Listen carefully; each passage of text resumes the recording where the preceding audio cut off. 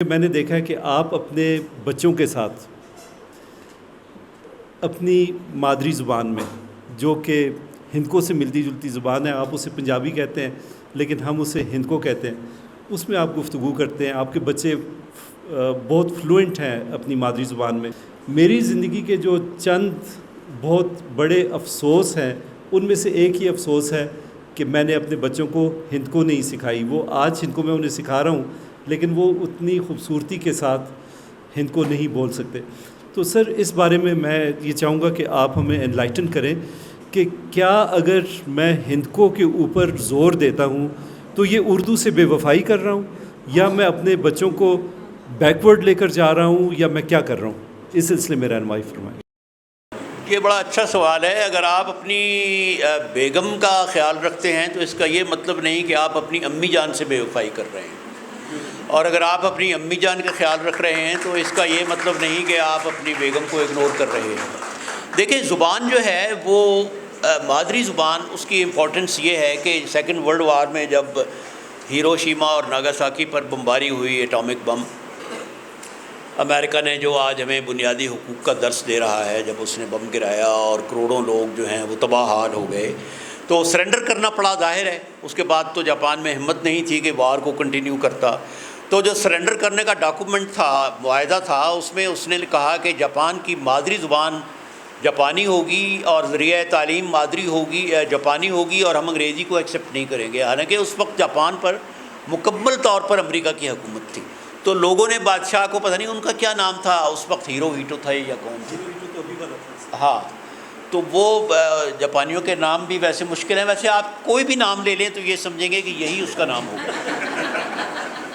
تو انہوں نے کہا جی آپ کمال کرتے ہیں شہنشاہ جہاں پناہ، کہ ہماری تو جس طرح ایٹامک بم گرا ہے ہم تو کہیں کہ آپ کو زبان کی پڑی ہوئی ہے. تو بادشاہ نے کہا کہ نہیں، اس کا اثر تم بعد میں دیکھو گے. تو آج میں تو جاپان نہیں گیا، یہ ہو کر آئے ہیں، ابھی میرا بیٹا ہو کر آیا ہے. تو جتنی جاپان نے ترقی کی ہے، آپ دیکھیں کہ پوری دنیا کو اس نے آگے لگایا ہوا ہے. پٹھان ہیں اور جو سندھی ہیں وہ اپنی زبان نہیں چھوڑتے، اور خواہ جس مرتبے کو بھی پہنچ جائیں. پٹھان تو اپنا گاؤں بھی نہیں چھوڑتا، جو اس میں اچھی بات ہے، اور اپنی زبان بھی نہیں چھوڑتا.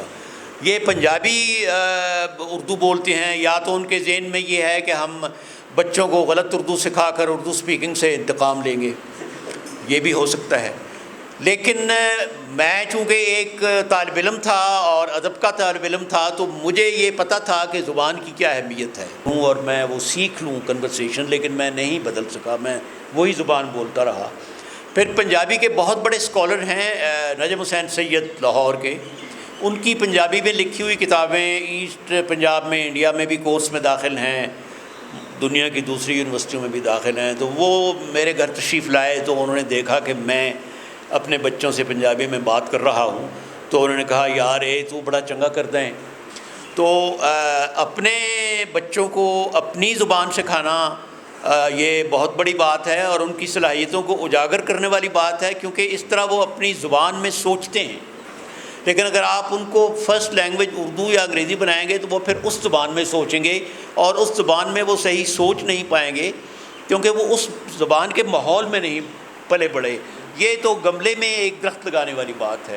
تو اگر آپ اپنے بچوں سے اپنی زبان بولیں گے تو وہ آپ درخت کو زمین میں لگا رہے ہیں، جس کی جڑیں بھی مضبوط ہوگی، تنا بھی، اور جو اوپر پھیلے گا.